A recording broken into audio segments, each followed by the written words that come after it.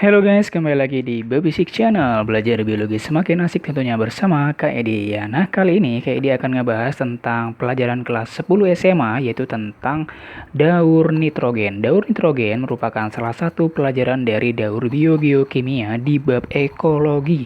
Nah, by the way, ini materi adalah materi yang cukup rumit dan paling sering dikeluarkan atau paling sering dibahas di beberapa soal-soal ujian, baik itu biasa, soal ujian biasa maupun sampai soal ujian UTBK ya. Nah, langsung kita bahas nih. Daun nitrogen berarti dia ngomongin tentang yang namanya gas nitrogen. Nah, gas nitrogen itu merupakan gas yang paling banyak komposisinya di atmosfer bumi. Jadi O2 itu di bawah nitrogen gitu ya. Nah, kebanyakan dalam bentuk gas itu nitrogen rumusnya adalah N2 atau nitrogen. Kita bilangnya gas nitrogen. Gas nitrogen yang ada di alam ini dapat diikat oleh yang namanya bakteri pengikat nitrogen atau kita bilangnya bakteri fiksasi nitrogen. Nah, kebanyakan bakteri ini biasanya hidup di sini nih. Tanaman polong-polongan atau leguminosae ya, tanaman polong-polongan. Nah, di dalam tanaman polongan-polongan itu bagian akarnya terdapat bintil-bintil. Nah, di bagian bintil-bintil tadi ada hidup beberapa jenis bakteri yang dapat mengikat nitrogen atau bersifat simbiosis dengan akar polong-polongan tadi. Nah, jenis bakterinya adalah ini bakteri yang mengikat nitrogen tadi ya. Ini adalah bakteri Rhizobium.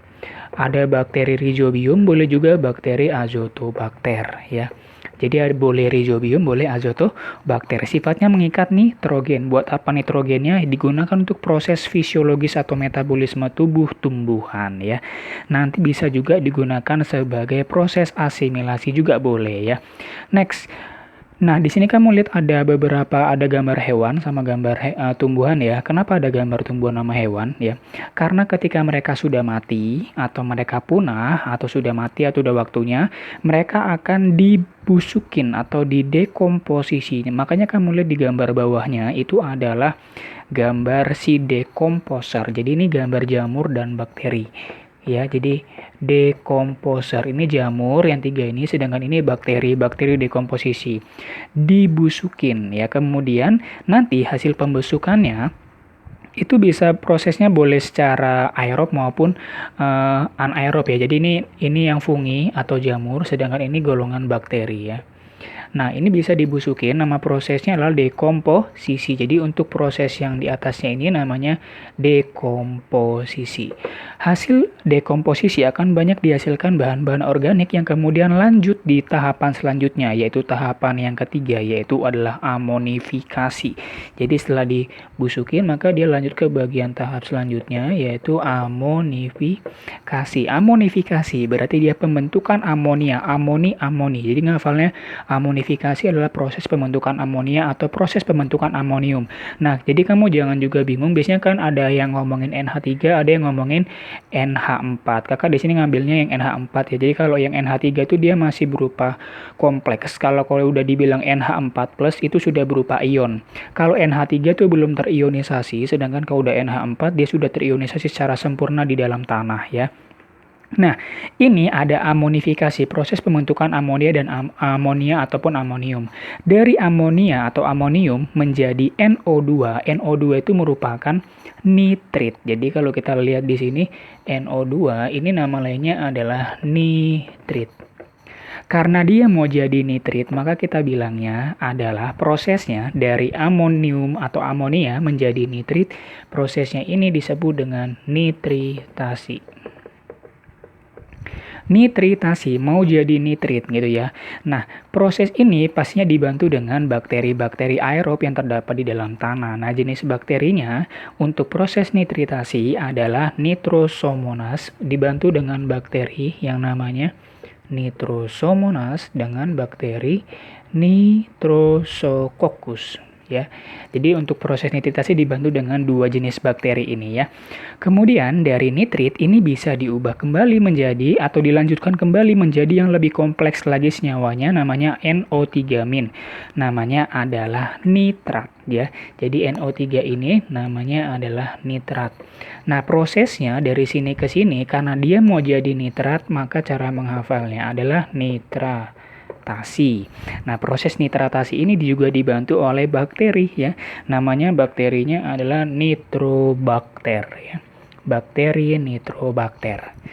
Nah, untuk lebih tepatnya, tahapan mulai dari nitritasi menjadi nitratasi, dari sini sampai ke sini, mulai dari amonia atau amonium menjadi nitrit, nitrit diubah kembali menjadi nitrat, ini tahapan ini namanya nitrifikasi.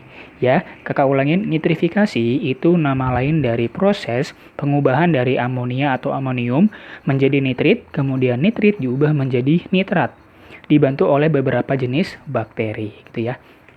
Next, kalau udah terbentuk nitrat, ini boleh langsung dipakai sama tumbuhan. Ya, nama prosesnya adalah ini yang ke atas dipakai tumbuhan. Namanya adalah prosesnya asimilasi. Untuk mendukung proses metabolisme atau fisiologi di dalam tubuh tumbuhan ya. Kemudian untuk NO3-min ini juga bisa langsung dipakai sama bakteri yang sebelah kanan ini, paling kanan, dilakukan denitrifikasi. Jadi kalau dia masuk ke bagian yang ketumbuhan namanya asimilasi. Kalau dia dikembalikan ke udara maka namanya adalah denitrifikasi. Denitrifikasi. Dilepaskan kembali ke udara menjadi bentuk gas seperti awalnya ya. Jadi nitrat bisa masuk ke bagian tahap asimilasi atau masuk ke tahapan denitrifikasi. Jadi di dalam daur nitrogen ini ada beberapa tahapan yang harus kamu pahamin. Yang pertama adalah ini.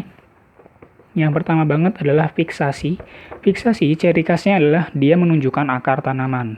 Di mana akar tanamannya itu terdapat bulat-bulatan atau bintilan, di mana di bintilannya mengandung bakteri untuk mengikat nitrogen, sehingga sifatnya simbiosis dengan akar tanaman ya.